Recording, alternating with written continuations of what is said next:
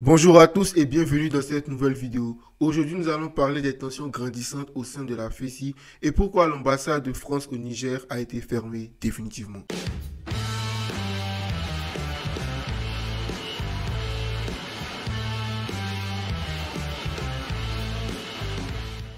En première actualité, nous allons parler de la République démocratique du Congo, où les élections présidentielles se sont déroulées cette semaine. De manière générale, le scrutin s'est déroulé dans le calme, même si plusieurs irrégularités ont été relevées par des membres de la société civile ou par des organisations non gouvernementales, en d'autres termes des ONG. Ces irrégularités qui ont été relevées ont poussé la CENI à prolonger les élections de 2 jours dans plusieurs localités reculées du pays. Selon le calendrier électoral, les résultats provisoires devraient être obtenus d'ici le 31 décembre 2023, même si la CENI a publié les chiffres de la diaspora ce vendredi, où le président sortant Félix Tshisekedi est largement vainqueur. Pour rappel, pour les élections au Congo, il n'y a pas de second tour et celui qui obtiendra le plus de voix sera officiellement déclaré président de la République. Et il est important de rappeler aussi que cette élection se déroule dans un climat politique, économique, social et militaire très compliqué en République démocratique du Congo, avec les Congolais qui vivent avec moins de 2 dollars par jour. Actu numéro 2 au Rwanda, le premier centre de production de vaccins à ARN messager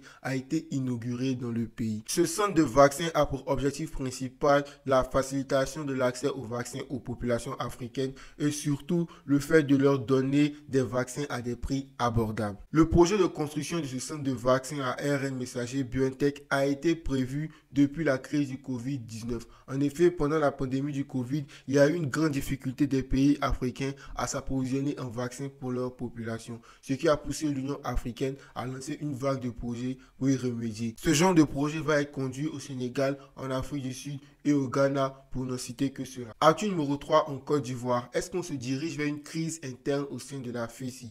En effet, après les affrontements qu'il y a eu ce lundi 18 décembre entre les étudiants de la FECI droit et les étudiants de la FECI sciences économiques, une crise interne a commencé à germer au sein du commandement national. Plusieurs sections de la FECI ont demandé au secrétaire général actuel de respecter les textes et d'organiser des élections pour son remplacement lors du 12e congrès ordinaire de la FECI qui devait être organisé dans ce mois de décembre. Selon plusieurs courriers envoyés au journal ivoirien Kwasi, plusieurs de ces sections-là ont affirmé qu'elles se réservaient le droit de ne plus reconnaître l'autorité du secrétaire général actuel, Alla Sinclair, au-delà de la date du 31 décembre où il devait organiser des élections. Pour essayer de calmer les tensions, le secrétaire général a annoncé une assemblée extraordinaire le 27 décembre 2023. On vous tient informé de l'évolution de la situation au sein de la Fédération estudiantine et scolaire de Côte d'Ivoire. N'hésite pas à t'abonner pour ne rien rater. Actu numéro 4, au Niger, la France a décidé de fermer définitivement son ambassade dans le pays parce qu'elle affirme, je cite, ne plus être en capacité de fonctionner normalement et d'effectuer ses missions. Dans ce sens, l'ambassade a licencié et indemnisé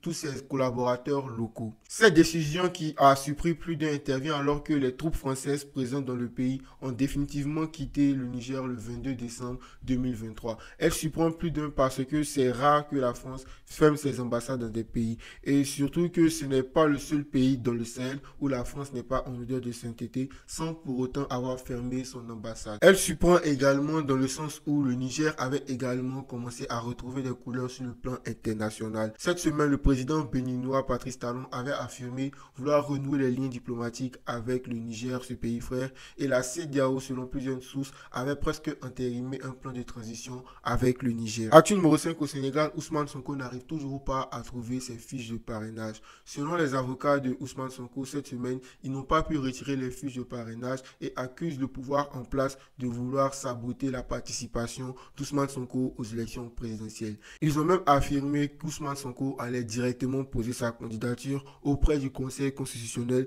l'organisme qu'il estime être le plus juste dans le pays en ce moment.